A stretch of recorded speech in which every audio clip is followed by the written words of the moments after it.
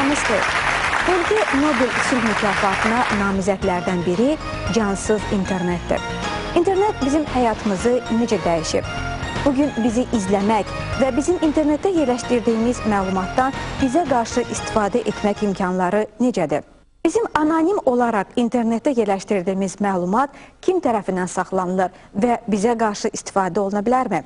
Bugün biz internetdə nə dərəcədə təhlükəsizik? Söhbətimiz elə bu barədədir.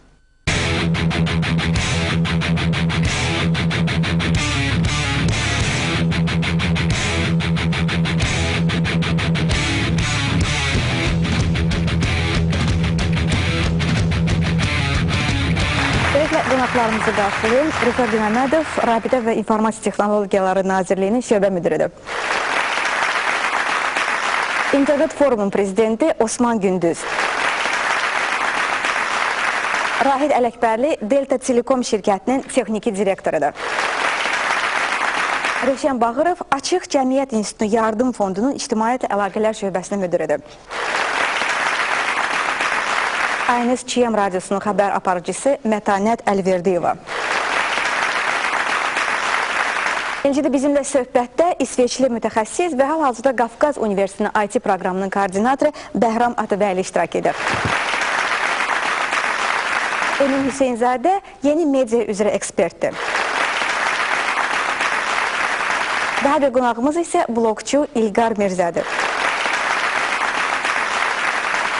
Mən başlamaq istəyirəm bu yaxınlarda Çindən Google'ın çıxması məsələsindən. Bu hadisə çox böyük rezonans doğurdu.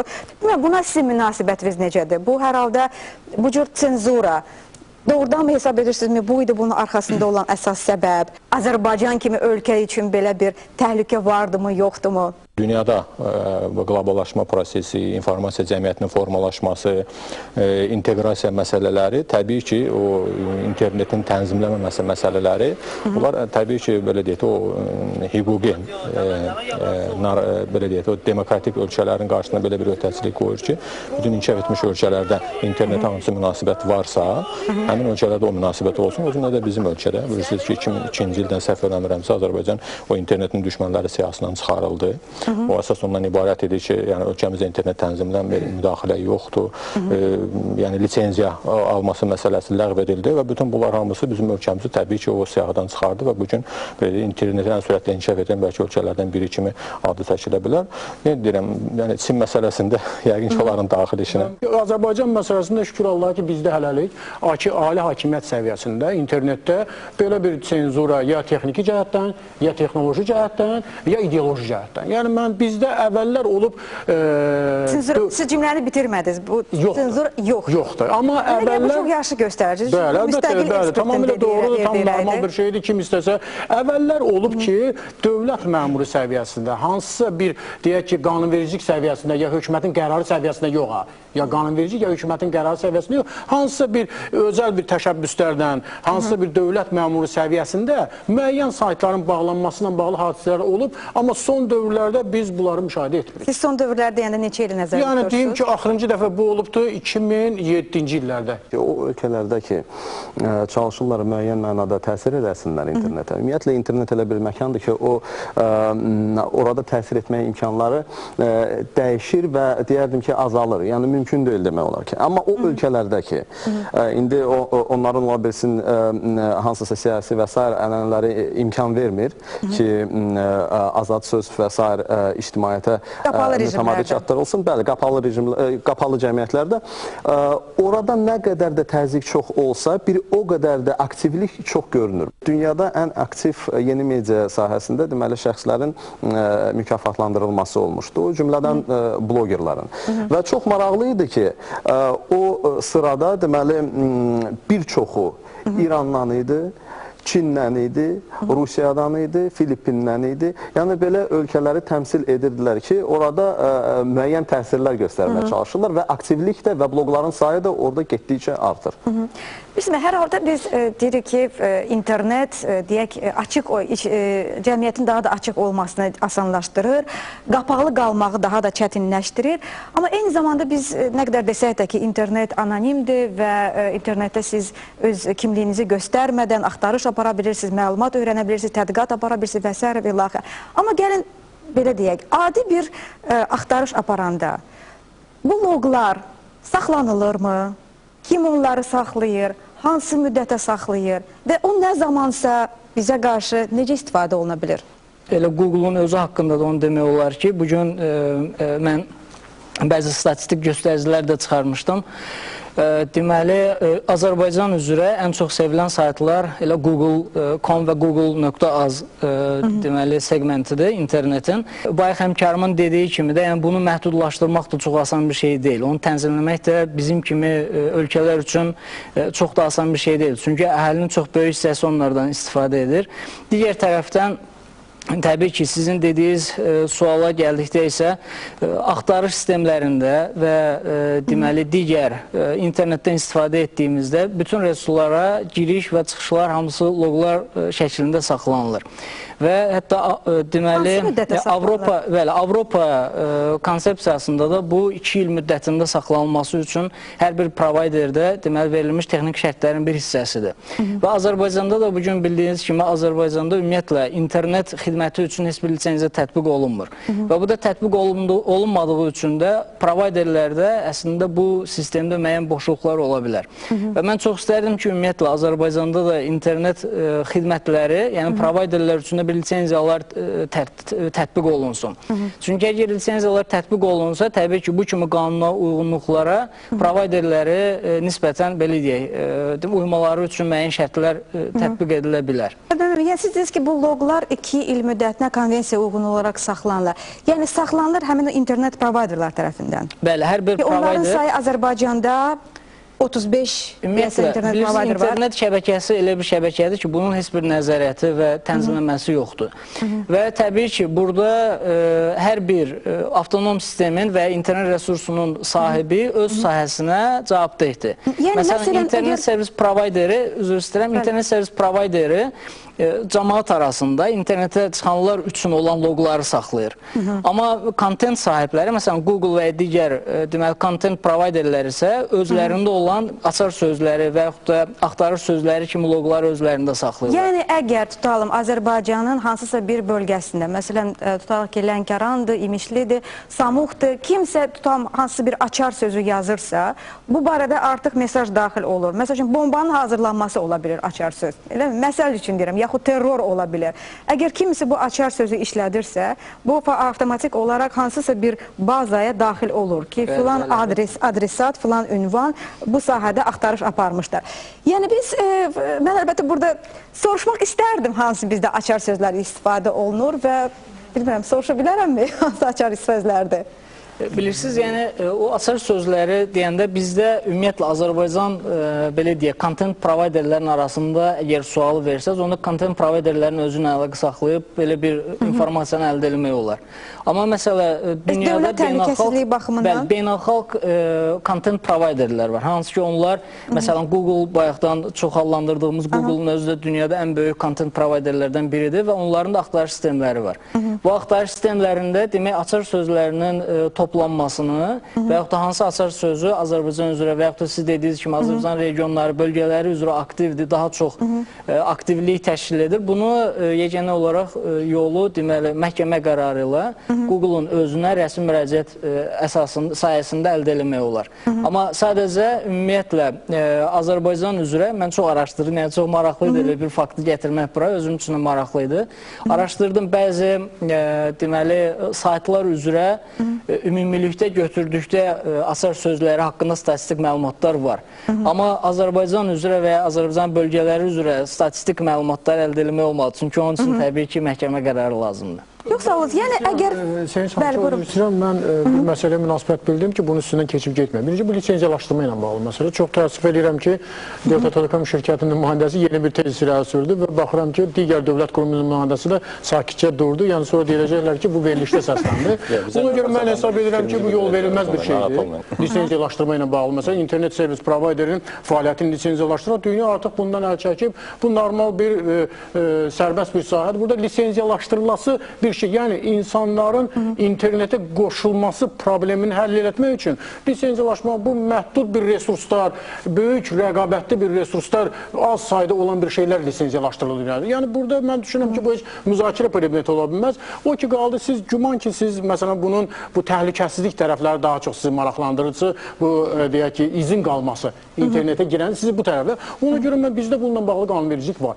2001-ci ildə Amerikada terror hadisəsi olandan sonra bu sahə tamam qanunvericilik dəyişdilər.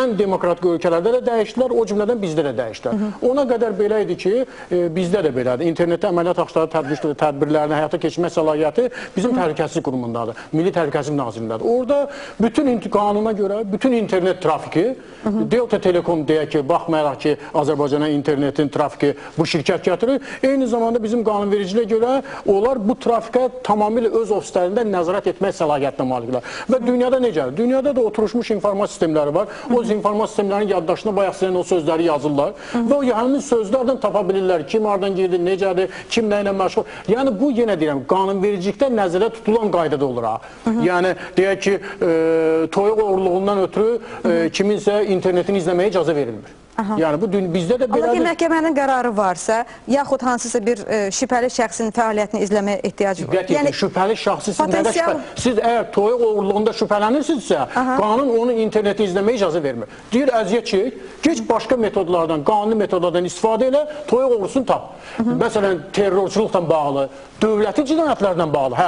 Məhkəmə qərar çıxarda bilər ki, bunun internetini izləyin. Yenə internetin izləmək səlahiyyəti də məhz həmin qurumdadır, başqa heç bir qurumda yoxdur. Yəni o cinayətlərin siyasi var. Hansı cinayətə görə internetini izləmək olar, e-mailini izləmək olar, bax belə. Yəni faktiki olaraq çox adam bəlkə bu barədə düşünməsə də, amma fakt bundan ibarətdir ki, telefon xətləri necə qulaq asıla bilirsə və izlənilə bilirsə, eyni şəkildə də bizim internetdən, anonim hesab etdiyimiz internetdən istifadəmiz də eyni senzura, eyni izləməyə məruz qala bilir. Əvvəllər qanunvericilik belə idi ki, xüsusi xidmət orqanlarının nümayəndəsi gəlməli idi, deyək ki, Delta Telekoma, getməli idi ATS-ə, getməli idi provayderin ofisinə. Amma indi dünyada 2001-ci ildən sonra qanunvericilik dəyişildi. Bütün informasiya trafiki bu əməliyyat axtarış tədbirlərini həyata keçirən orqanın ofisindən gedib keçməlidir. Bu qanun belə tələb edir və qanunvericilikdə nəzərdə tutulan qaydada da, yəni o insan hüquqlarını qorunmaq nöqteyi nəzərdən, digərinin hüquqlarını, bayaq o dediyi məsələlər var ki, hansı cinayətlərə görə izlənilə bilər və s. Onların gözlənilmək şərtindən bu orqanlar tərəfindən bu izlənmə həyata keçirilə bilər. Yoxsa mən bu yaxınlarda Azərbaycan mətbuatında bir neçə qəzetdə belə bir məlumata rast gəldim. Facebook sosial şəbəkəsində çap olunmuş şəkillər bu qəzetlərdə çap olunmuşdu və özü şəkildə bir yeniyetmənin şəkilləri var idi. Yeniyetmə hansısa maşının qabağında dayanıb şəkil çəkdirir, qarajdadır, evinin qabağındadır və s. Yəni bu sosial şəbəkədə ola bilir ki, öz dostları üçün çap olunmuş şəkillərdən söhbət gedir. Amma haqqında danışdığım və adını çəkmədiyim bu iki qəzet isə bu şəkillərdən bir informasiya mənbəyi kimi istifadə edərək onları çap edib və həmin yeniyetmənin atası haqqında mühakimə yürüdür. Deməli, filankəs filankəsovun bu maşını var, filankəs filankəs sizin də evini görürsünüz, filankəs filankəsovun övladı bu şəraitdə yaşayır. Mənə maraqlıdır bir jurnalist kimi siz bu məlumatı görəndə nəsə sizin diqqətinizi cəlb eləyirmi? Mən anladım sizi, yəni nəyə işarə etdiniz. Mən də o qəzeti əldə etmişdim və o şəkilləri görmüşdüm. Ümumiyyətlə, bilirsiniz, bəzən bu qəzet redaktorları heç də orada çap olunan məqalələrə və yaxud da şəkillərə heç də varmırlar ki, bu olar, olmaz. O uşaq da özü bilər harada necə şəkil çəkdirib. Yəni, bu şəkillərin oraya yerləşdirilməsi və yaxud da onun atasının harada işləməsi, nəyə malik olması. Maşallah, indi Azərbaycanda mən deyərdim ki, heç kim o qədər də pis yaşamır. Yəni, hamının evi də ola bilər, maşını da ola bilər. Yəni, bunu bir ortalığa çıxartmaq, bax, bu cür səviyyədə mən düşünürəm ki, heç də düzgün deyil. Yəni, nəyə görə ki, kimsə, yəni, uşaq öz atasına, valideyninə görə belə bir məsuliyyət daşımır axı ki, onun atası belə işləyir və yaxud da onların belə var dövləti var və yaxud da onun atası pis bir insandır. Nəyə görə bu uşağa damğa olmalıdır? Amma digər tərəfdən bunu yazan jurnalist sizinlə mübahisə eləyə bilər ki, Azərbaycanda informasiya çıxış sahəsi də özü də problemlidir. Çıxış informasiya əldə etmək məmurlardan və s. Ona görə də bizim də informasiya mənbəyimiz də kasadır. Odur ki, biz bütün kanallardan istifadə edirik. Yəni buna sizin cavabınız necə olar? Bilirsiniz necədir Sevinç xanım? Mən düşünmürəm ki, bizdə maşallah o qədər deməzdim ki, informasiya. Bizdə informasiya boldur. Hər gün nəsə olur. Yəni araşdırıb axtarmaq lazımdır. Daha problemli nəsə qabartmaq, nəinki belə bir şeyləri. Bunu daha doğrusu məzmunlu informasiya. Elə o qədər bol informasiya vermək olar ki. Həm də ki, bilirsiniz, bu fərdi məlumatdır. Yəni bu şəxsə fərdinə məxsus olan ictimai olsaydı, digər qəzetin ixtiyarı var, ictimaiyyət üçün bu açıqdır və s. Bu fərdi məlumatdır. Mən qeyd etmək istəyirəm ki, Azərbaycan kiber cinayətkarlıqla bağlı konvensiya qoşulub, Milli Məclis onu ratifikasiya edib, yəni beynəlxalq aləmdə də kiber cinayətkarlığa qarşı Azərbaycan artıq qanunvericilik çərçivəsində mübarizə apara bilər. Digər bir konvensiya da Azərbaycan qoşulub ki, bu da fərdi məlumatların avtomatlaşdırılmış işlənilməsi ilə əlaqədar şəxslərin qorunması konvensiyası da qoşulub. Yəni bu da deyir ki, əgər indi bütün informasiya adətən elektron formada, belə deyək, avtomatlaşdırılmış formada təhlil edilir və bu baxımdan bax burada da fərdin artıq qorunması məsələsi ortaya çıxır. Yoxsuz, biz kiçik bir fasiləyə ayrılırıq. Qaydanda isə mən qonaqlarından soruşacağım. Necə olur ki, bizim internetə yol tapmış bir yazı, bir məqalə bizi ömür boyu izləyə bilir və bizim qarşı əleyhimizə istifadə oluna bilərmi? Kiçik fasilədən sonra.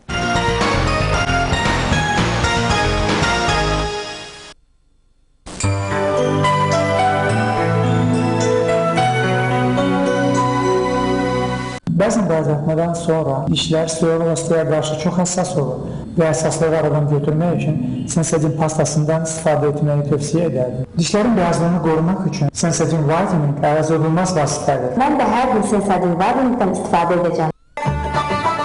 Bu Novruz Baksel'də minlərlə hədiyyə var.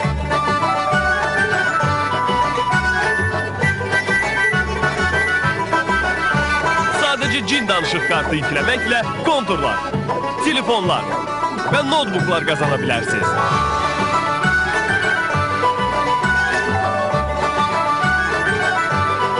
Daha çox kontur yükləyin, daha çox hədiyyə qazanın. Bu şansı qaçırmayın. Ətraflı məlumat üçün 555-ə zəng edin. Baksel, daha yaxın olaq. Görürsən, niyə biz ürəyimizdəki hissləri bəzən dilə gətirə bilmirik? Ürəkdən gələn hissləri deməyin sirri çox sadədir. Dinləyin. Söylə özünə, söylə özünə, söylə dodağına, söylə o gözələ, söylə ki sevirsən onu çoxdan. Mən səni sevirəm. Söylə özünə, söylə özünə, söylə dodağına, öz yaxınlarına de ki sən rəssam. Mən rəssam olmaq istəyirəm.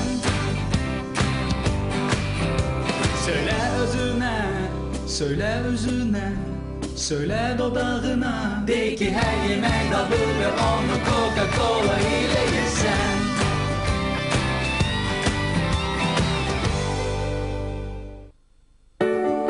O hələ böyüyür. Amma onun dişləri böyüklərin dişləri kimi məsanəli, ərpin təsirindən zədələnmiş vəziyyətdədir. İndi 3 qat müdafiəli Aquafresh mina qatının müdafiəsi üçün yeni formulla zənginləşdirilib. O, həyat üçün əhəmiyyətli mineralların qorunmasına kömək edir və ərpin yaranmasının qarşısını alır. Güclü, sağlam dişlər üçün ömür boyu. Aquafresh. Yeni formul, yeni qutu, yeni qiymət.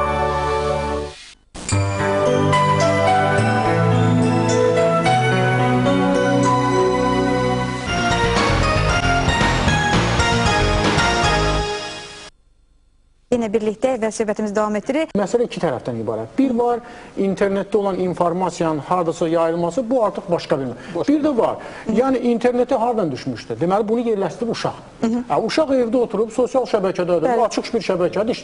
Burada valideynin özünün məsuliyyəti var. Valideyn bilməlidir ki, uşaq, deyək ki, uşaq əgər az yaşlıdırsa, valideyn onun bilməlidir ki, bu uşaq nə ilə məlidir. Durub atasının kredi kartının nömrəsini uşaq oraya yaza bilər ki, 1 milyon pul var, gedin kredi kartı. Belə şey də ola bilər. Yəni, o valideyn... bir var, Rüfət mənim deyən məsələ odur ki, bir var məsələn Azərseldə bizim fərdi informasiyalarımız var Azərseldə, Bakseldə, mobil operatorlar, Aztelekomda, Delta Telekomda bizim fərdi informasiyalarımız var. Bir var kimsə o şəbəkələrə girib, oranı dağıdıb, bizimlə bağlı informasiyanı götürüb qəzetə qoyur, bu başqa bir məsələdir. Bu artıq bir təhlükəsizlik kimi bir məsələdir. Yəni buna müvafiq konvensiyalar, qurumlar, qanunlar. Bir də var ki, uşaq özü girir internetdə, Facebookda bir akkaunt özü üçün login açır, başlayır özünün pəncərəsini yaradır və əgər o ailənin, evin şəxsi informasiyalarını da ora qoyursa, bu yol verilməzdir. Deməli, burada valideyn özü öyrətməlidir. Elementar informasiya təhlükəsizliyi var. Uşağa e-mail gələ bilər ki, xahiş edirəm atanın kredi kartı nömrəsi mənə göndər. Uşaq bunu demirlərsə, bu göndərə də bilər də. Çox sağ olun. Mən üzr istəyirəm. Yəni biz bloq edirsək, İlqar sonradan Məhz Facebook məsələsinə əlaqədar məlumat verim sizə ki, birincisi, bu məsələdə nə internetin günahı var, nə də ki, jurnalistin. Burada yalnız məsuliyyət daşıyır məlumatı yerləşdirən şəxs. Çünki Facebooka daxil olarkən burada burada tənzimlənir. Yəni, sən icazə verirsən ki, sənə kimlərsə şəkillərinə baxsın, yoxsa baxmasın. İcazə verilmirsən, heç kim baxmır, heç kim istifadə eləmir. İcazə verirsən ki, ola istifadə elə bilərlər. Jurnalistin məsuliyyəti nə ola bilər? Konkret göstərməlidir, keçid. Hardan bu şəkli götürüb? Əgər bunu göstərirsə, açıq göstərsə, deməli, jurnalistin də heç bir bu məsələdə, belə deyək ki, məsuliyyəti yoxdur. Əgər dezinformasiya verirsə, bu ayrıca məsələdir. Bunun internetə heç bir dəxlisi yoxdur. İnternetdən götürdü və yaxud da ki, digər mənbədən. Ona oxşar bir hadisə mənim şəxsən başıma gəlir. Yəni, siz özünüz İlqar, mən üzr istəyirəm, burada sizi bir dəqiqə dayandırmaq istəyirəm. Mən bilirəm ki, siz internetdə çox fəal bir şəxsiz, elədirmi? Yəni, kimin üçünsə Facebook yeni bir kəlmə ola bilər. Mən bilirəm ki, sizin halınız fərqlidir. Siz hər dəfə sosial şəbəkəyə daxil olanda və öz şəklinizi orada yerləşdirən, çap edəndə, bu deməkdir ki, siz düşünürsünüz ki, bəli, bu şəkil sabah qəzetdə birinci səhifəsində ola bilər. Əlbəttə, mən düşünürəm ki, mən bir sosial fəaliyyətlə məşğul olan insan kimi belə deyək də, öz şəxsi karyeramı düşünürəm və mən hər qoyduğum bir şəklə görə özümün, ailəmin və yerləşdirdiyim hər bir insanın məsuliyyətini dərk edirəm. Əgər ola bilər ki, mənim hər hansı bir insanla birlikdə şəklim var, mənim eminlə şəklim var, amma ola bilər ki, emin istəmir mən onun şəklini yerləşdirim. Bu, mənim təbii ki, məsuliyyətini dərk edirəm. Hətta Facebook şəbəkəsində şəkil yerləşdirilən zaman, o pozulan zaman, o Facebookun bazasında qalır, o pozulmur. Siz tutalım ki, məhkəməyə gedirsiniz, ifadə verirsiniz, ifadə ağzınızdan çıxıb. Sabahlar sizə onu sizə qarşı istifadə edə bilərlər. Bu da həmən bir şeydir. Məlumat vermişsiniz, yayımlamışsınız, artıq siz məlumatın qulusunuz. Yoxsa bu çox məncə maraqlı bir rəydir. Buyuruz. İnformasiya əldə etmək nöqteyi nəzərdən baxsaq biz, burada həqiqətən qəbahətli bir şey mən görmürəm. Yəni o mənada ki, hər bir kəs, indi o belə deyək də, qəzetin müəyyən oxucu dairəsi var, müəyyən oxucu kütləsi var. Mən bilmirəm hansı qəzetlərdən söhbət gedir, amma ola bilsin ki, o oxuculara bu cür məlumatlar maraqlıymış və ona görə də onlar çıxardıblar bu məlumatı. Lakin mən onu qeyd etmək istəyirəm ki, bəzi hallarda indi biz internetdən götürülmüş şəkil deyirik. Mən elə hallarla tanışam ki, jurnalist bəzən hətta uyğun olmayan şəkli belə götürüb deməli qəzetdə yerləşdirir və olan bir hal kimi qələmə verir. Bilirsiniz, hərdən olur ki, Sevinç xanım, məsəl ki, mən götürürəm özümdən də. Oğlumun 18 yaşı içindədir artıq və hər gündə, yəni evdə yox, gedir məhz internet klublara hər gün, yəni dərslərindən sonra axşam 1 saat, 2 saat orada öz vaxtını keçirir. Yəni mən onun dalınca gedib düşüb onu izləyə bilmərəm axı bu uşaq orada neyinir. Əvvəl onu təhqir etmiş olaram, ikincisi də özümü. Mən belə düşünürəm. Amma yəni mənimlə elə bir ki, o bir dost kimidir, bir ana-bala kimi yox, dost kimi. Yəni gəlir məndən öz fikirlərini bölüşür. Getdim bu qızla tanış oldum, Türkiyə ilə bir qızla yazışıram. Məsəl üçün bu informasiyanı əldə etdim. Yəni o elədiklərini mənə deyir, bəlkə də məni alladır, bəlkə başqa bir işlərlə də məşğuldur, mən onu deyə bilmərəm. Heç cürə mən gedib onu internet klubda izləyə bilmərəm. Bax, bu da var. Nədən gedirlər? Yəni, Mətan xanım, burada söhbət oradan gedir ki, məsələn, həmin oğlan sizin mobil telefonunuzu başqası istəsə verməlidir, verməli deyil. Yox, qətiyyən verə bilməz. Bax, bu söhbət bundan gedir. Sizin kredi kartınızın nömrəsini, e-maillə kiməsə görürsünüz. Yəni, bu məhz valideynin borcudur ki, buna deyirlər, bunun sadə bir adı var. Elementar informasiya təhlükəsizlik qaydaları. ailənin, fərdin sirləri var. Ailənin, fərdin sirlərini uşaq qabaqçadan bilməlidir axı ki, bu şeylər sənə e-mail gələr, sənə sorğu gələr, sənə elə məsələn, mənə də hər gün e-mail gəlir ki, siz Facebookda, xahiş edirəm, girin filan sayta, Facebookdakı pasportunuzu, parolunuzu təzədən təsdiq edin. Gündə belə e-maillər gəlir. Farşiv e-maillər də sənin parolunu ələ keçirmək üçün gəlir də. Həmin şeylər də burada ola bilər də. Bir söhbət bundan gedir. Deməli, əgər söhbət uşaqlardan gedirsə, elementar informasiya təhlükəsizliyindən əmin olmalıdır və günümüzün də bu dəqiqə əsas ciddi reallığı bundan ibarətdir. Xüsusən də bu dəqiqə təhsil müəssisələrinin kütləvi sürətdə internetə qoşulması prosesi gedir. Mən hesab edirəm ki, doğrudan da Azərbaycan internetinin, Azərbaycan gənclərinin, yeniyetmələrin bu dəqiqə bu ciddi problemlərindən birisidir. Eyni zamanda ailənin problemidir. Ailədə gətirilir qəşəng bir notebook, qəşəng bir kompüter verilir uşağın qabağına, özü ailə çıxır özünü məişət qayğılarını dalınca, problemi qalır. Uşaq nə ilə məşğuldur, hara girir, nə ilə girir? Dəfələrlə mən bu efirdən də demişəm, yenə deyirəm, İngiltərədə uşaqlarla bağlı ən konservativ yanaşma onlardadır. İngiltərədə hər evə divarına vurulubdur. Uşağın kompüteri, uşağın yataq otağında ola bilməz. Diqqət yetirin. Nə qədər konservativ yanaşırlar. Uşağın kompüteri, uşağın yataq otağında ola bilməz. Bu ailənin gördüyü yerdə olmalıdır ki, görün uşaq nə ilə məşğuldur. Əlbəttə 18 yaşdan sonra indi bu getsin nə ilə istəyir, bu təfəkkür formalaşdı. Və bir məsələni siz burada qeyd edərdiniz, onu xüsusi qeyd eləmək istəyirəm, bu sosial şəbəkə ilə bağlı. İndi biz burada müzakirə aparırıq, indi buradan bir qorxu yaranmalı deyil. Bu dəqiqə internetin ən güclü, ən belə potensiallı sahəsi bu sosial şəbəkələrdir. Bütün prezidentlərdən tutmuş, ən aşağı istifadə edəcək oradadır. O sosial şəbəkənin də elə mahiyyəti bizə paylaşımdır. Vüqar bəy tamamilə düz deyir. Sən sosial şəbəkəyə girdinsə, sən artıq sosial statusu ortaya qoydun ki, mən sosial bir subyektəm və mən informasiyanı paylaşmağa gəlmişəm bura. Ona görə sosial şəbəkənin mahiyyəti oradır. Girənə qədər sən bilməlisən qayda-qanunu, nəyi ora qoyacam, nəyi qoymayacam. Dünyanın, məsələn, prezidentlər Twitterdən özlərini bloklarını açıblar. Amma Amerika prezidenti onun hesabına prezident oldu. Heç olmasa 20%. 20% Twitterin hesabına gəldi.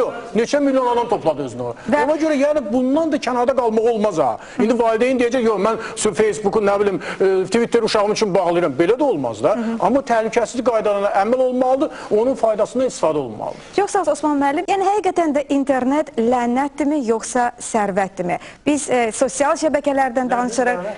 Bir Mətanət xanım o internet klubla bağlı fikrinə münasibət bildirmək istəyərdim ki, təbii ki, haqlı belə deyək ki, o münasibətdir ki, evdə tutaq ki, valideyn bəli, nəzarət eləyə bilər, bəs ictimai yerlərdə, tutaq ki, təhsildə, məktəbdə, təbii ki, məktəbdə bu tənzimlənir, Təhsil Nazirliyinin nəzdində xüsusi şura adılıb, məktəblərə verilən internet xüsusi filtrdən keçirilir, yəni o da ancaq lazım olan informasiya. Yəni var, bu filtr sistemi var. Lazımdır, yüksək səviyyədə, belə deyək ki, o təşkil olunubdur. Ancaq internet klublarda isə yenə də burada gəlir ictimai nəzarət məsələsinə, ictimai qınaq məsələsinə.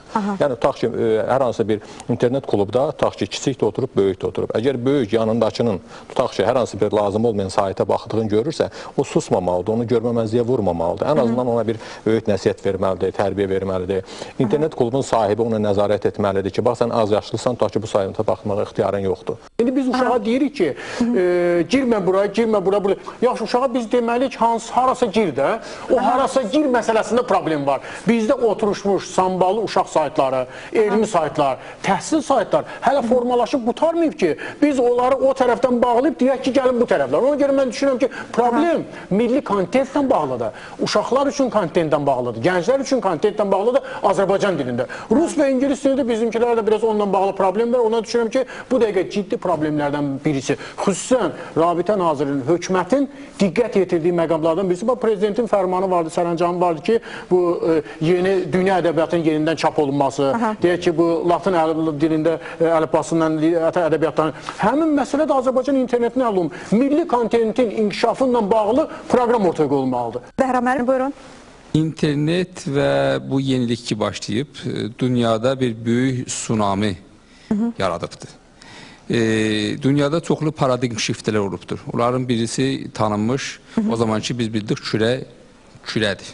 Yəni yaşadığımız düzgün deyil. O özü bir böyük paradigm shiftidir. İndi onun paradigmadır. İndi ya onun gözəlliyindən biz istifadə edəcək və onun fakt olmağını istifadə edəcəyik, ya da ki elə yox deyəcək, düzdür və o cürdə hərəkət edəcək. İndi baxın ki, inkişaf necə gedə bilər.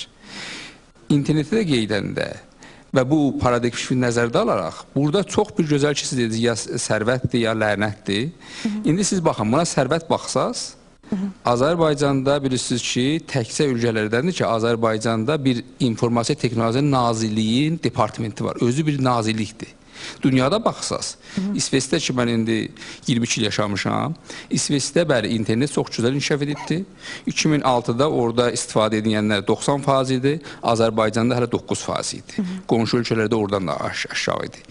Ancaq internetli nazirlik İsveçdə özü təkcə bir nazirlik deyil. O, ekonomi nazirliyinin altındadır. Azərbaycan, yəni belə düşünübdür ki, bu gözəllikdən istifadə etmək lazımdır və bunu planlaşmaq lazımdır. Tsunami gələndə, ya gəlsən gizlənəsən, betondan duvar yaradasan, ya da ki, elə onu kanallar yaşayasan ki, tsunami gələndə ondan gözəl-gözəl enerji istifadə edəsən və ondan yenilik yaradasan.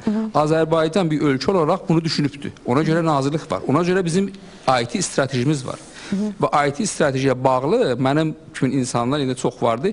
Gəliblər bu gözəl ölkəyə ki, burada bu gözəllikdən bir yeni şeylər yaratsınlar və yüksək səviyyədə. IT-ilə bağlı. Ona görə sərvətdir və sərvət də olmalıdır. Çox sağ olun Bəhram müəllim. Herhalde biz buna can atmalıyıq. Siz interneti tsunami ilə müqayisə ediniz. Mənə elə gəlir ki, bu çox gözəl müqayisədir. Amma digər tərəfdən həm bütün tsunamilərdə və bütün inqilablarda həm müsbət, həm mənfi baş verir və bu mənfi fəsadlardan biri də internet aludəçiliyidir. Ki bu bizim yaxınlarımızda baş verə bilər. Biz o simptomlarından onu tanımaya bilərik. Bu adamın real həyatdakı münasibətlərdən uzaqlaşması, internet münasibətlərinə üstünlük verməsi, xüsusilə yeniyetmələr üçün və uşaqlar üçün bu böyük problemdir. Bu adamın ailədən uzaqlaşması, yaxınlardan uzaqlaşması, depressiya yaşaması və hətta onu internetin ayırmağa çalışanda onun ayrıla bilməməsi, əsəbləşməsi, hisslənməsi, həmişə gözlədiyindən daha çox vaxtı internetə keçirməsi. Yəni bu artıq ciddi bir problemdir və bildiyimə görə Avstriyada, Böyük Britaniyada, Amerika hökumətləri artıq buna qarşı, internet aludəçiliyinə qarşı bir terapiya kursları da təklif edirlər. Bunu neçə saat məsləhətdir və sağlamdır və neçə saat sağlam deyil? Uşaqların internetdən istifadə normaları saatlardan bağlı. Təxminən mən belədir, bildiyim qədər birinci sinif uşaqları üçün gündəlik məsələn 20-25 dəqiqədir. Deyək ki, ikinci sinif üçün harası yarım saata qədərdir, yarım saata qədərdir. 10-cu sinif üçün təxminən deyək ki, 2 saat, yarım, 2 saat, 3 saat bu ətrafdadır. Yəni, indi aludəçilik yenə deyirəm, oradan doğur ki, bu sanitar gigiyenik normalardan xəbərsiz, deyək ki, internetin xüsusiyyətlərindən xəbərsiz, kompüterdən xəbərsiz bir valideyn qoyur uşağı başlı-başına notebook ya stolus kompüteri verir və özü çıxır gedir. Uşaq əlbəttə saatlardan onun arxasında əgər asıllıq varsa, istəyir narkotikadan asıllıq, sigaretdən asıllıq, nədən asıllıq özü xəstəlikdir. Ümumiyyətlə, mən valideynlərə tövsiyə edərdim ki, özüm də bir valideyn olaraq, uşaqları aludəçi olmasınlar, ayırsınlar, daha çox fiziki işlə məşğul olsunlar. Çünki bu dəqiqə uşaqlarda məhz kiçik yaşlarına o qədər piylənmə halları gedir ki, uşaqlar hamısı xəstədir, əksəriyyəti.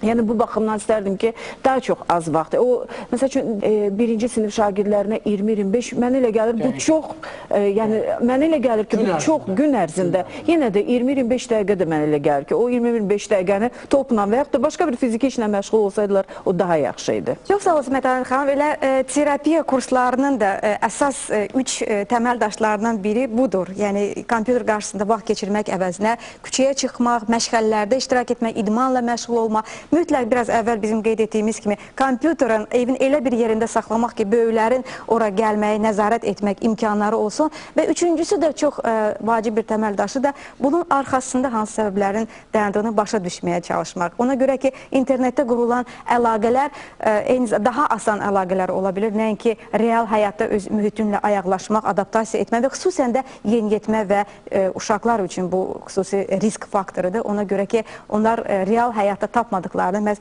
internet vasitəsilə, internet əlaqələrində, çatlarda tapa bilirlər. Bəli, buyurun.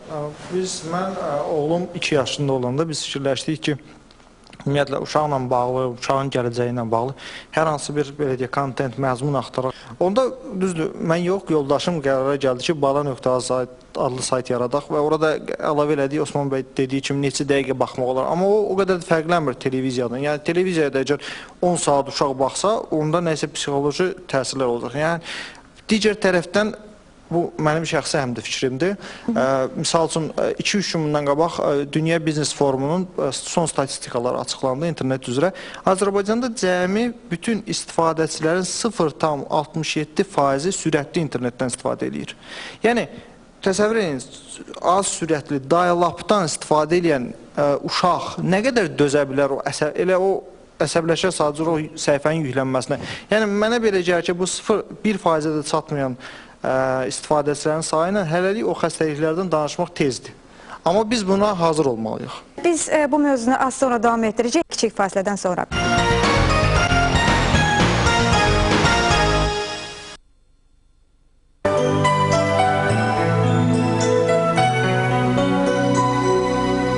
Gəzmək istəyirsən, belə saçlarla yox. Bəs sənin saçların nədən belə gözəldir? Mən saçlarımı Wash & Go ilə yuyuram. Wash & Go ilə həcm tərtəmiz saçlardan başlayır. Çünki Wash & Go bir çox daha ucuz şampunlardan çox köpüklənir. Təmizliyi hiss et. Təmizliklə gələn 100% həcm. Wash & Go. İndi 750 ml-lik Wash & Go şok qiymətə. Sınayın. Sevimli işlə gündə 5 dəfə məşğul olmaq lazımdır. Dadlılardan ləzzətli püstələr. Bu çökçə baş ağrıtmır. Qardaş, nar şirəsidir bu? Hə, nar şirəsi, vişnə, tomat pastası, çay. Arvadım nə deyəcək? Ayşə xala onunla danışsa sakitləşdirər. Ərim yaman pintidir. Bir bu ləkələrə bax. İndiki dövrdə keyfiyyətli yucu toz da almaq olmur. Qənaətlinin də keyfiyyətlisi var. Bonux M5 ləkələri çıxarır, pulu da, əsəbləri də qoruyur. Bonux M5 ləkələri düşmən büdcənizə Dişlərinizi karyesdən necə qoruya bilərsiniz? Blindamet kalsistatla. Yumurtanı götürək, yarısına Blindamet kalsistat məcununu tətbiq edək və onu turşu məhlulunun içinə qoyaq. Kalsium itkisinə görə qorunmayan hissə yumuşaldı, digər hissə isə möhkəm qaldı. Karyesdən qorunmağın ən mükəmməl üsulu. Kamay, bu bir-biri üçün yaranan bir qadının və bir kişinin hekayəsidir. Onları cazibədə ətir tanış etdi. Sən necə də gözəlsən. Onu heyran edin. Kamay kolleksiyası. Mənim anam superdir. Anam mənə sehirli köynək vermişdi. Rəssamlıq müsabiqəsi qurtardıqdan sonra müəllimə bizə əllərimizi yumağı tapşırdı. Təkcə mənim sehirli köynəyim təmiz oldu. Müəllimənin mənim çəkdiyim rəsmdən çox xoşu gəldi. Və deyəsən, mənim sehirli köynəyimdən də. Dayda absolutun qalxan kimi qoruyucu formulu, çirkin manjet və yaxalıq kimi çətin hissələrdə belə yapışıb qalmasına mane olur. Beləliklə, mükəmməl bəyazlığa zəmanət verir. Mənim anam superdir. Yeni Tide Absolut, super anaların zəmanətli təmizlik gücü.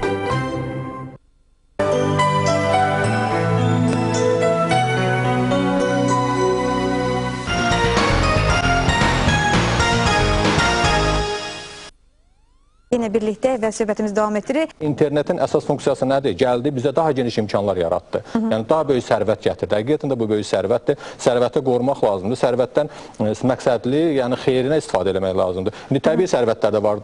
Məsələn, biz ondan uran çıxır, tutaq ki, uran. Kimi atom bombası düzəldir, kimi ondan elektrik enerjisini istifadə edir. Yəni, bu qaydada internet virtual resurs var. Azərbaycan internetində hələlik bu biznes, bu pul qazanmaq, deyək, bununla bağlı problemlər var. Diqqət edin. Əgər burada biznes, pul qoyub, pul qazanmaq yoxdursa, özəl sektor girib orada sayt yaratmayacaq. Bu %100'dür. O gedib bura 15 min, 20 min pul qoyan deyil.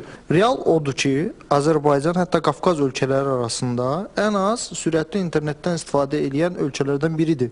Və sürətli interneti olmayan ölkədə biznes yaratmaq mümkün deyil. Doğrudur. Bu bir. Hətta Gürcüstanda bizdən 5-6 dəfə daha çox sürətli internet istifadəçisi var. Ondan başqa, dövlətin düzdür, yaratdığı çox maraqlı layihələr var, köm sistemi bu yaxınlarda işə düşdü və s. Amma yenə Dünya İqtisadi Forumunun hesabatına gəlirəm, bir neçə cümlə qabaq. Orada çox yaxşı göstəricilər var Azərbaycan üzrə. Azərbaycan dünyada ən aşağı yerlərdə deməli istifadəçilərin hazırlığı üzrə tutur. Yəni ki, istifadəçilər hazır deyirlər bu resurslardan istifadə etməyə. Maraqlıdır ki, indi qeyd olundu, mən dəqiq bilmirdim bu məsələni ki, Azərbaycanda internet sürəti qat-qat Gürcüstandan, Ermənistandan da hətta aşağıdır. Lakin bu ilə bir yerdə qeyd etmək istəyirəm ki, müdaxilə eləməsə Ermənistandan yox, mən fikrimi tamamlayım. Yox, bir dəqiqə, sonra deyirsiniz, üzr istəyirəm. Bax, hesabatdan gətirdiyimdir. Niyə saçdıraq cəmaatı?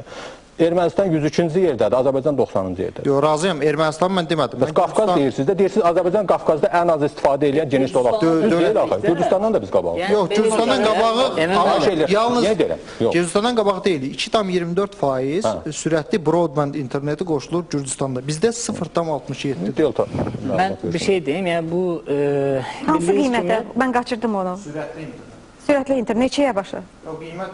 Sayın xanım, bugün deməli bizim təşkilatımız mən 3 məsələyə toxunmaq istəyirdim. Deməli, birinci o kontent məsələsinə qayıtsaq, biz bugün ümumiyyətlə Azərbaycanda Azərbaycan dilli kontentin həm uşaqlar üçün, həm böyüklər üçün, ümumiyyətlə sosial şəbəkələrin inkişafı üçün bu data mərkəzi layihəsini həyata keçirdik. Hansı ki, burada artıq valideyn olsun və yaxud da kimsə öz hətta kommersiya məqsədlərini istifadə etmək istəsə belə, tamamən pulsuz hosting xidmətlərini veririk. Və təbii ki, bu da imkan verir ki, Azərbaycan dilli kontent inkişaf eləsin. Həmkarımın vurğuladığı Gürcüstan və ya Qafqaz məsələlərinə toxunsaq, bugün deməli Gürcüstan özü beynəlxalq internet trafikinin 85%-ni bizdən alır. Yəni bu o deməkdir ki, bu bir faktdır və bu 85%-ni bizim şəbəkəmiz üzərindən alır. Deməli, qalan 15% isə başqa bir şirkət... Puldan böyürük də. Alır deyəndə, alır nə deməkdir? Alır deməkdir də, bunun başqa adı yoxdur ki. Yəni, biznesdir də. Osman mənim, xahiş edirəm, siz danışanda mən kesmədim. Deməli, və bu Gürcüstan bu tutumun 85%-ni bizdən alır. Qalan 15%-i üçün isə, deməli, bizdən yenə də yedəklik üçün, yəni alternativ çıxış, internetə çıxış məqsədlərlə istifadə edirlər. Və təbii ki, bugün əgər Azərbaycanda beynəlxalq magistralda internetin tutumu 110 manatdırsa, bu Gürcüstanda nisbətən aşağıdır. Sadəcə olaraq bizim internet... Mən bir dəqiqə onu deyim, bir balaca izahından deyəcəm sizə. Deməli, Azərbaycanda bir çox hallarda müşahidə olunan problemlərin böyük əksəriyyəti son istifadəçilərin çiyninə düşür. Birinci, məsələn, bayaqdan müzakirə edirik Azərbaycan dilli kontenti. Əgər Emin müəllim və yaxud da onun ailəsi bir bala.az və ya ana.az saytını yaradıbsa, mən heç bilmirdim, yəni onlar yaradıb. Mən bayaq onun adını çəkdim. Amma bu həqiqətən çox bəyəniləsi işdir və mən onları çox dəstəkləyirəm və belə valideynlərimizin sayının çox olması lazımdır. Azərbaycan interneti kifayət qədər keyfiyyətsiz internetdir. Bu belə. Bunu beynəlxalq, məsələn, Azərbaycan 60-cı, 64-cü yerdədir toplam nəticələri görə. Diqqət edin, Rüfət bəy özü təsdiq elədi. Toplam nəticələri görə. Mən hesab edirəm ki, kifayət qədər yaxşı nəticədir. MDB-də.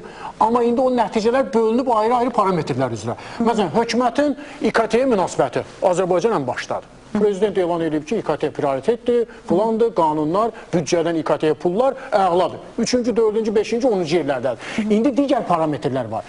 Geniş solaqlı internet istifadəçilərinin sayı 90-cı yerdədir. Diqqət yetirin, bax. 1-ci, 2-ci, 5-ci, 10-cu yer, 60-cı yer, 90-cı yer. Azərbaycan internetinin ciddi problemlərindən birisi məhz budur. Mən sizə bir rəqəm deyim. Azərbaycana internet bir nöqtədən daxil olur. Azərbaycana problem haradadır, keyfiyyətsizlik haradadır, mən sizə göstərim. Azərbaycana internet bir nöqtədən daxil olur. Həmin nöqtənin rəhbərlərinin intervyuları var, çıxışları var. Mən birini Rusiyanın saytlarında oxudum ki, deyək ki, Delta Telekomun nümayəndəsi də bunu açıq elan edib ki, Azərbaycana satılan toplam trafikin həcmi haradasa 8 gigabitdir. Səhv eləmərəm görəsən, 7-8, yəni səhv eləməsə belədir. Diqqət edin, topdan satan deyir ki, 8 kilo satıram. Bu rəsmi rəqəmdir. İkinci səviyyəli provayderlər 30 provayder var. Rabitə Nazirliyinin rəhbərliyi, rəsmi adamları deyirlər ki, Azərbaycanın internet istifadəçilərinin toplam, deyək ki, trafikinin həcmi hansı istehlak olunur ha? 80 gigabitdir. 70 gigabitdir. Fikir verin. Satan deyir, mən 8 kilo satıram. O birisi ikinci dərəcəli satanlar deyir ki, 80 satıram. Ortada 70 hardan çıxdı? Axı, heç hardadır bu? Ortada 70, məhz o yalan rəqəmdir ha. Diqqət edin, bu nə deməkdir? Yəni, əgər istifadəçi internet provayderdən müqavilə bağlayır ki, 1 megabit sürət alacam. müqavilə bağlayır, 1 megabitin sürətini verir. İnternet necə evdə hər an öz tərəzisi olan kimi, bazarda 1 kilo pomidor alıb aparıb evdə çəkəndə görürsən ki, 1 kilo da 300 qramdır, 500 qramdır. İnternetdə də bu tərəzilər var. Adı speed testdir. Siz providerdən 1 megabit sürətdə internet alıb, internetdəki həmin proqramla ölçəndə görürsünüz ki, 300 kilobitdir. 3-dən 1 qədərdir. Diqqət edin, yarısı qədər. Məhz həmin o yalanlar da gəlib çıxır 60-70 gigabitə. 60-70 gigabitə çıxır. Əslində satılan 8-dir, amma ikinci topdan satan deyir 8 satıram. Pərakəndə satan deyir ki, mən 80 satıram. Və bunda bu 72 hardan çıxdı? Nasıl yalanların başına? Ona görə mən hesab edirəm ki... Yəni, hansı doğrudur? Yəni, biz burada iki versiyanı tanış oluq. Orada məsələ, həqiqətən, yəni, bugün bütün son istifadəçilərin yaşadığı problem odur. Yəni, problem nədir? Geniş solaqlı internet xidmətinin inkişafıdır. Bunu birbaşa, yəni, Rabitə və İnformasiya Texnologiyaları Nazirliyinin üstünə yıxmağının biz bu işi görə bilmərik. Və əgər onların üstünə yıxırıqsa da, biz onda lisenziyanı qoymalıyıq ortaya. Deməliyik ki, ay provider, sən gedib Rabitə və İnformasiya Texnologiyaları Nazirliyinin lisenziyanı almalısan və bu lisenziyanı alanda da müəyyən bir şərt var. Misal üçün, belə deyək ki, əgər sən müştəriyə 1 megabit satırsansa, sən minimum bunun 40% yüklənməsini ona verməlisən və yaxud da 20% yüklənməsini verməlisən. Müqavilədə nə göstərilir? Bizim providerlərdə, mən belə deyim, yəni birbaşa problem providerlərdə də deyil. Çünki niyə? Provider, yəni belə deyək də, kommersiya təşkilatıdır. Onların marağı odur ki, misal üçün, belə deyək, bazarda gedəndə tərəzidə aldadırlar. Əgər bir dəqiqə Osman mənim, Aysundan, bir dəqiqə əgər... Siz yalnız məlumat verməyin də. Osman mənim, sən danışında mən dinləyim. Buyurun. Onda bir dəqiqə sakit. Deməli, burada problem nədədir? Əgər tərəzi səhv çəkirsə, yəni providerlərə gedib çatan internet, belə deyək, biz verdiyimiz internet sir tutum adlanır. Yəni nə? 100%li zəmanət verilmiş tutumdur. 100% 99,99% deməli zəmanət verilmiş tutumdur. Və bu son istifadəçilər özləri də kifayət qədər aktiv olmalıdırlar. Onlar hər bir providerdən, yəni bunun iki yolu var. Ya son istifadəçi providerdən tələb eləməlidir ki, mən səndən 1 megabit almışam, bunun nə bilim 20% verməlisən. Amma lisenziya olmadığı üçün də providerin də boynunda bir... Müqavilə var. Hayır, Osman mən bir dəqiqə dayandı. Lisenziyanın nə dəxli var buraya? Müqavilədə yazılıb 1 megabit, 1 megabitini ver də. Mən sən danışın. Başa düşmürəm. Lisenziyanın nə dəxli var? Bir dəqiqə icazə ver. Müqavilədə yazılıb ki, mən 1 kilo verməlisən. Sən providerin müqaviləsini görmüsən. Bəli, görmüşəm. Ona görə də biz təklif edirik ki, bax, düzgün tutub, fikir ver. Məhz bütün problemlər ondadır ki, Delta Telekom providerlərə satdığı internet trafikinin həcmini gizlədir. Biz də bilmirik ki, filan providerin aldığı nə qədər. Diqqət edin. İkinci səviyyəli provider deyir ki, mən 100 kilo satıram. Mən də bilmirəm ki, birinci səviyyəli provider ona nə qədər veribdir. Birinci səviyyəli provider desə ki, mən 10 kilo satıram, deməli ikinci səviyyəli provider heç vaxt deyəməz 100 satıram. Axı bunun cəmi 10 kilosu var. Bütün problem onun başındadır. Deməli, Sevins xanım, necədir orada vəziyyət? Yəni, bunun iki yolu var. Osman, mən xahiş edirəm. Bir də imkandır, qutarım cümləmi, sonra dayanacaq.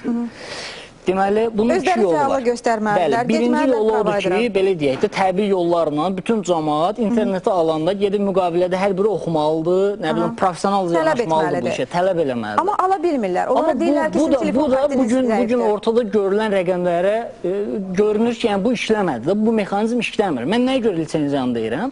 Bunun ikinci tərəfi odur ki, bunu dövlət tənzimləməlidir. Dövlət tənzimləməsi üçün o adam lisenziyası olmamış, o provideri nə deyəcək? Hər dəfə onlar məndən zəng elib soruşurlar ki, Azərbaycanda neçə provider var. Elədir ya yox.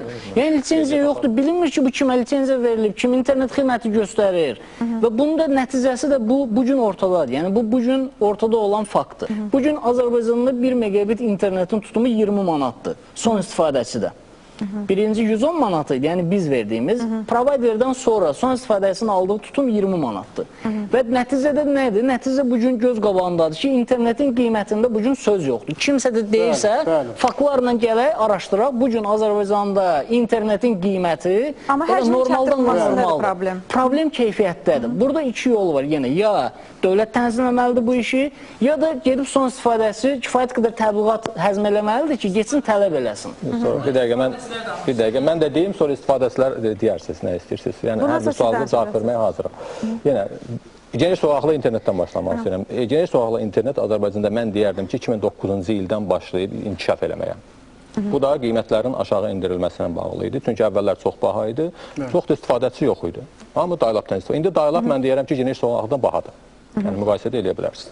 Və bu hesabatda da götürülən rəqəmlər 2008-ci ilin yanvarına olan rəqəmlərdir. 2009-cu ilin rəqəmləri burada yoxdur. Osman bəy də dünən o ki, verilişdə də bu vaxtın dedi, təsdiqləyər. Son bu qiymət yenəndən sonra bir il müddətində geniş solaqlı internet istifadəçilərinin sayı hardasa 70 min artıb. 80 min elə biz pul qoymuşuq. 80 min biz pul qoyub providerlərə... istifadəçilərin sayı regionlar da daxil olmaqla bakı 80 min bir ildə artıb. Əgər biz bu templə getsək, qısa müddət ərzində mən deyərdim ki, bu faiz yuxarı qalxacaq və növbəti şeydə, belə hesabatda yəqin ki, biz belə deyək də, o rəqəmi, o rəqəmi, bəli, bir il bundan qabaq 0,10 neçə ilə götürülür. Yəni bu çox böyük sürətdir. Birdən-birə inkişaf elədir. Çox böyük sürətdir. İstifadəçilərin 3-4 faizi geniş solaqlıdır. Bu bir. İkinci, geniş solaqlığa çıxmaq üçün müxtəlif vasitələr var. Yəni, müxtəlif imkanlar yaradır hökumət. Hökumətin yaratdığı şərait, belə deyim. Birinci, ADSL qoşulma. İkinci, 3G texnologiya, CDMA texnologiya, datasel texnologiyası və s. Digər tərəfdən, Rahat bəy qeyd etdi ki, 110 manata provider alırsa və o 2 megabiti, 1 megabiti elə aparıb həmən bir istifadəçi verəcəksə, ona görə 110 manata verə. Bunun standartı var da? Yox, bir dəqiq. Ona görə 110 manata verir. Yox, birin birə deyirsiniz siz. Birin birə. Lap 50% ilə versə, gələk onu 60 manata verə. Bu da heç kim ona durmayacaq ki, bahadır. Və bu da o 20 manat onu vermək üçün təbii ki, 3 dəfə, 4 dəfə sıxlaşdırıb, eyni zamanda 5-6 istifadəçiyə xidmət göstərir ki, həm özü müəyyən qədər 10-15% qazanc əldə eləsin, həm də o aldığı, belə deyək, o pulu ödəyə bilsin. Orada bir də bir də ki, bazarda kifayət digər bir paket mövcuddur. Ayrılmış xətt paketi. Yəni sən öz evini ayrılmış xətt ilə götürə bilərsən, onda provider bəli, həmən qiymətdən də baha 130 manat 1 megabiti. Al 1 megabit, gör sənə 1 megabit gəlir. Yəni bunun qaydası var. Bütün dünyada bu belədir. Mən sizə bir dənə fakt demək istəyirəm ki, mən 2 ildir evimə ADSL çəkdirə bilmirəm. 2 ildir, mən 3 dənə providerdən imtina eləmişəm. 3 dənə providerdən, adlarını çəkə bilərəm, amma istəmirəm efirdə edeyim. 3 dənə providerdən, birinin müştəri xidmətləri pis gündə olub, birinin sürəti pis gündə olub, birinin, nə bilim, ödəmə sistemlərində problem olub və s. narazılığa səbəb olub. Hər birinin özünə görə problemləri var. O ki, qaldı bölünməyə. Bir dəqiq, özür istəyirəm. Şikayətiniz var, gedin, verin, deyin ki, bağlayın bu provideri də. Bağlayım, yaxşı. Görün, bir dəfə müraciət eləmişsiniz. Eləməmişsiniz. Heç kim səsini çıxarmır, amma nazirlikdən tələb edir. Bizim səsimiz odur ki, şikayət eləmək, şikayəti qulaq ardına vururlar. Kimə şikayət eləmişsiniz ki, bu provider mənə pis xidmət göstərir? Onu şikayət eləmək üçün Azərbaycan bir qurum yoxdur. Yox, elə demir. Allah şükür, bütün belə deyək də o... Rüfət müəllim, hara şikayət elə bilər? Mən narazıyım öz providerim, hara şikayət eləyim? İstehdacların hüquqlarının qorunması. Onların səsini kimsə eşidir Azərbaycanda. Anti-Nisar idarəsi. Oldu mu? Onda anti-insar idarəsinə bəzi məsələlərlə əlaqədar bu yaxınlarda bizim bədbəxtçiliyimiz odur ki, hüquqlarımızı bilmirik, hüquqlarımızı bilmirik. Çox sağ olun. Mən də hüquqlarımızı bilmirəm, çünki cəmi bir neçə ay əvvəl mən özüm Rüfət müəllimə bu sual verdi ki, mən şikayət eləmək istəyirəm, bilmirəm hara şikayət edir. Eyni problemi mən də yaşamışam. Rüfət müəllim, mən çox gözəl bilirəm. Mən üzr istəyirəm. Mən ola bir dəqiqə fikrimi tamamlayım. Çox qısa. Yəni, məsələ bundan ibarətdir ki, təbii ki, mən razıyam ki, o birə-bir verilmirdi, o müəyyən bir əmsalla bölünür. Bu tamamilə normaldır və qanunla da belə olmalıdır. Amma qiymət düşməyi həmən sizdən alınan trafikin artmasına mütənasib formada getmir. Bu fakt üzrədir. Çünki bəzi ADSL istifadəçiləri var idi ki, mən faktlarla da qiymət düşəndən qabaq kimlər ki, bahalı internetdən istifadə edir. Gözəl internet var idi, amma qiymət düşür, keyfiyyət ölür. Qiymətlənməsi ilə əlaqədar mən onu deyim ki, deyirsiniz, amma bu bir faktdır. Çünki biz ümumiyyətlə Azərbaycana 30 gigabit tutum gətiririk. Yəni saniyədə 30 gigabit tutum gətirmişik. Hansı ki, qiymət endiriminə qədər cəm onun 2,5 gigabitini sata bilmişdik. İndi o rəqəm, Osman müəllimin səsləndirdiyi rəqəmə yaxın, yəni 7,8 gigabit saniyyə çatıb. Yəni, çox böyük inkişaf var. Çox sağ olun. Çox qısa sonuncu fikir buyurub bitirək. Mən istəməzdim ki, verilişimiz axırında biz Azərbaycan internetinin ciddi bir problemi olan keyfiyyətsizliyi məsələsini dövlət qurumunun nümayəndəsi o internet istifadəsi üzərində qoyaq. Bu, mən hesab edirəm ki, təbii ki, razıyam ki, internet istifadəsi də öz hüquqlarında mübarizə aparmalıdır. Amma biz bununla bağlı bir sistemli olaraq 3-4 il monitorinq aparan bir təşkilat nümayəndəsi mən deyə bilərəm ki, burada ciddi məqamlar var. Nədən ibarətdir? Yəni, deməli, dövlət qurumu, Rabitə İnformasiya Texnologiyaları Naziri səy göstərməlidir ki, burada rəqəmlər şəffaf olsun. Yəni, əgər biz bilməyəndə ki, ikinci provayderin satdığını nəzarət edə bilməyəndə, bizim əlimizdə gələn informasiya ola ki, nəzarət edəsə. Ona görə mən hesab edirəm ki, bu vəziyyətdən çıxış yolu ondan ibarət olmalıdır ki, Delta Telekom şirkəti ikinci səviyyəli provayderlərə satdığı internet trafikinin həcmini nə vaxt ki, açıqlamayacaq, ikinci səviyyəli provayderlər bundan sui-istifadə edəcəklər. Normal, keyfiyyətli internet Avropa standartına görə o deməkdir ki, bu qədər geniş zolaqlı internet istifadəçisinin daylapı qoyuram kənara. Bu qədər geniş zolaqlı internet istifadəçinin istehlak elədiyi, yediyi, belə deməm mümkünsə, internet trafikinin həcmi 100 gigabit olmalıdır. Satan isə deyir ki, cəmi 8 satıram. Bütün Azərbaycan internetinin problemi oradadır. Çox sağ olun. Biz bununla verilişimizi bitiririk. Mən çox təəssüf edirəm ki, bizim efir vaxtımız qutarır və biz internet təhlükəsizliyindən bugün söhbəti başlamışdıq, amma internetin keyfiyyəti ilə söhbətimizi bitiririk. Əslində bu özü də hardasa məntiqidir ona görə ki, biz əlbəttə ki, təhlükəsizlik də öz yerində, eyni zamanda keyfiyyətli internetin olmasını istəyirik və əgər burada deyilənlərə inansaq 95%-dən əhalinin hər ədə dial-upda 5%-in yalnız geniş zolaqlı internetdən istifadə etməsi yaxşı göstərici deyil. Mən bilirəm ki, bununla hamı razılaşar ki, biz bu göstəricinin dəyişməsini istəyirik. Keyfiyyətli internetin və sayının kəmiyyətinin çoxalmasını istəyirik. Beləliklə, bugünkü söhbətimiz 20-ci əsr, 21-ci əsr həyatını, bizim həyatımızın bəlkə də ən böyük texnoloji inqilabı barədədir, interneti barədə. Yəni, çalışaq ki, onun bizə gətirdiyi mənfəət, təəssüflər olsun ki, bizə vermiş olduğu əskiklərdən daha çox olsun. Siz cüməyə baxırdınız, gələncimə görüşənədək sağ olun.